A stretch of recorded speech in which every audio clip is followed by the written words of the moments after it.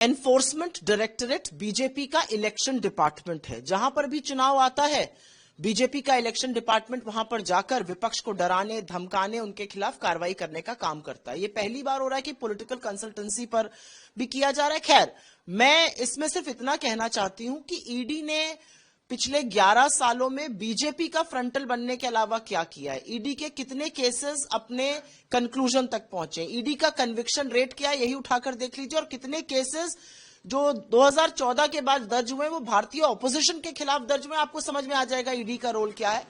Election department बनने के अलावा एनफोर्समेंट डायरेक्टरेट के पास आज की तारीख में कोई काम नहीं है, और मुझे ऐसा लगता है कि उनकी विश्वसनीयता, उनकी साख पूरी तरह से वैसे भी खत्म हो चुकी है।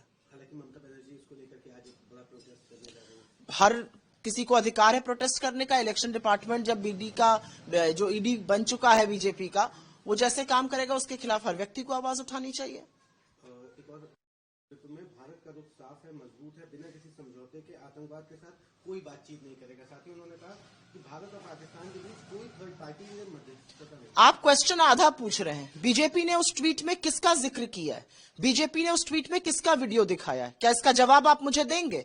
वो पाकिस्तान के एक मंत्री का वीडियो दिखा रहे हैं जो आप नहीं पूछ रहे हैं। आपको पूछना चाहिए कि बीजेपी ने पाकिस्तान के मंत्री का वीडियो ट्वीट करके ये बात कही है। अब बीजेपी को पाकिस्तान का सहारा है, आपको अपने देश के लोगों से प्यार नहीं है, आपको अपने विपक्षी नेताओं से इतनी चिढ़ है कि आप पाकिस्तान की गोदी में जाकर बैठ जाते हैं। यह है बीजेपी का असली चाल चरित्र और चेहरा। इसके साथ ही प्रहलाद जोशी ने भी प्रहलाद जोशी को उनकी पार्टी सीरियसली ले रही, मैं क्या जवाब देके उनको सीरियसली लूं?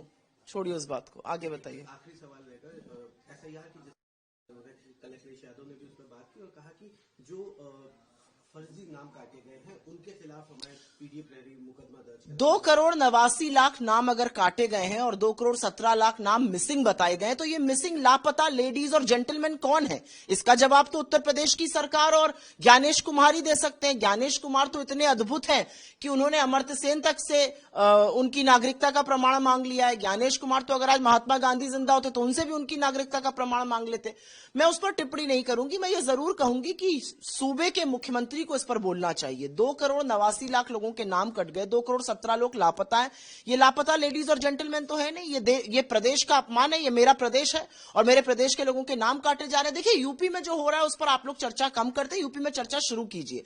यूपी में अमित शाह और योगी जी कहते थे अपराध मुक्त हो गया है, लड़कियां गहना पहन के रात को 12 बजे घूम सकती है। 14 साल की लड़की को एक पुलिस का अधिकारी घसीट कर स्कॉर्पियो में उसका रेप करता है और उसको वापस छोड़ देता है और वो फरार और अभी तक पकड़ा नहीं गया है। यह है यूपी की असलियत। शर्म आनी चाहिए यूपी के लोगों को और शर्म आनी चाहिए मुख्यमंत्री जी को। कानपुर की जिस घटना का आपने जिक्र किया उसमें एसएचओ के खिलाफ कार्रवाई हुई है, पुलिस कमिश्नर का वहां पे कहना है कि जो अधिकारी थे उनके विरुद्ध भी कार्रवाई की जाएगी, जल्दी उनको।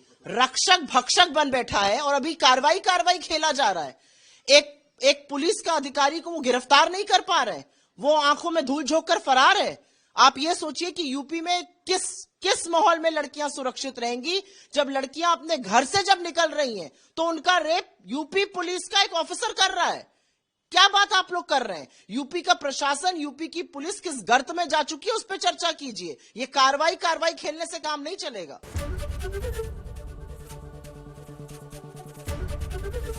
एबीपी गंगा, खबर आपकी, जुबान आपकी।